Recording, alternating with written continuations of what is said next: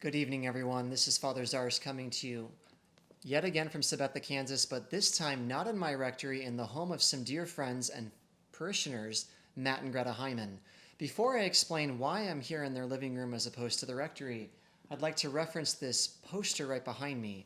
So just last fall, Archbishop Naumann assembled all of his pastors and representatives from every single parish throughout the Archdiocese for the Inflame Convocation. And one of the key initiatives that he came up with at that time was his desire to see ongoing, intentional, and relational Bible studies for adults. And so to that end, we are now here in the Hyman's living room. So Matt and Greta Hyman, you were willing to facilitate for the very first time one of these Bible studies on the Gospel of John. What was that experience like for you guys? The experience has been really good. We got to know people that we really didn't know as well as we thought, maybe we did. So a little overwhelming in the beginning. I think maybe I can speak for Matt too, but neither of us are theology majors or know a lot about that. So just kind of diving into the deep, I feel like. But we had a great group of people to work with, and they walked with us. So it's been a great experience. That's outstanding. So you guys settled on the Gospel of John. I have here in my hands The Turning Point by Dr. Alan Hunt. So Dr. Alan Hunt works for the Dynamic Catholic Institute. But Matt, how did you guys settle upon The Turning Point and the Gospel of John?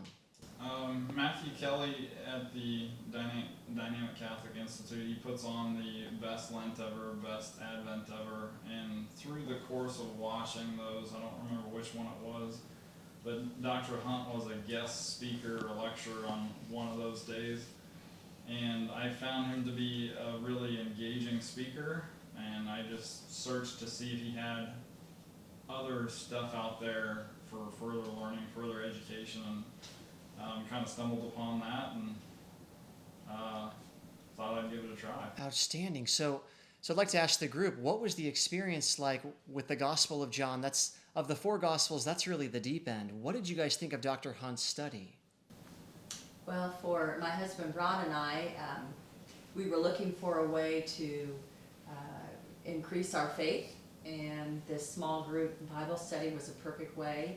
And studying the Gospel of John through this program that the Hymans had picked out was an awesome experience. The way Dr. Alan Hunt explained it just made it more meaningful for us, so it was wonderful. Excellent.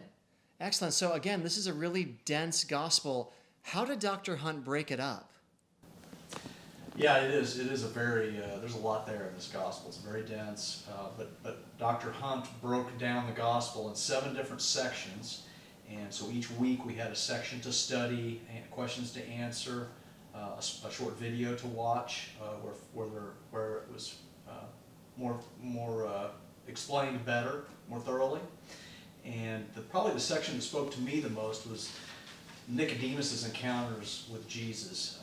We've all heard these as individual stories in the gospel readings throughout our lives, but to study those as a group was very enlightening to me, and to learn and understand how Nicodemus's relationship with Jesus grew over time.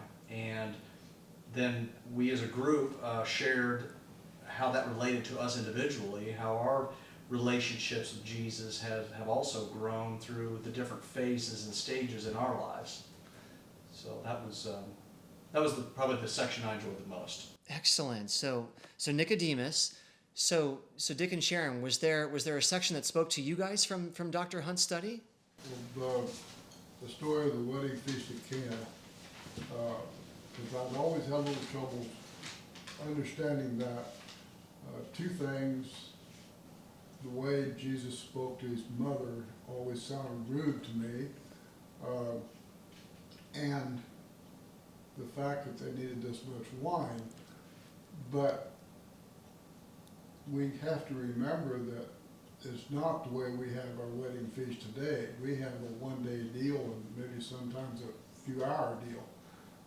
Then it was like a week at a time with people come from far away. So that put a lot of that in perspective. The fact that the way he spoke to his mother was normal at that time period. I've learned that. So, just the whole thing, and I think the obedience and the compassion that Jesus had, what struck me more than anything. Absolutely. Absolutely. Well, it sounds like the program was really dynamic and hence the name Dynamic Catholic. But Matt and Greta, I have one more question for you guys. So, were you able to get out of the experience of just trying to facilitate, trying to be sure that the house was in order, trying to be sure that we were ready? Was there a grace that Jesus offered you guys as the facilitators of this small group? I didn't worry about the house being as clean as Greta probably did. I made sure I was here when I was supposed to be, and hopefully we didn't have kids coming upstairs and That's right. interrupting us. But I don't know. What are your thoughts? I definitely think there was a grace. I think the last thing I worried about was this house. So for anybody that's concerned about how their house looks or hosting a small group, I would say just push that aside. And even in the Inflamed Convocation, they said just make sure you have a candle, dim the lights, and toilet paper, and people will be happy. And I think that's true. I mean, I think it was great. So Especially during COVID, toilet paper. That's right. That's right. A hot commodity. Wherever you could find it. Well, as you can see here, this has been a fabulous success with the most difficult and challenging obstacles to overcome with COVID-19. These guys, they were only able to meet for a few weeks before they had to go online with the Zoom meetings, but hopefully the experience has been so fruitful that they will continue these ongoing, intentional, and relational small groups so that their hearts can be inflamed after the witness of the gospel, the joy of the gospel. So this is Father Zarse signing off yet again. Thank you. God bless you. Have a wonderful week.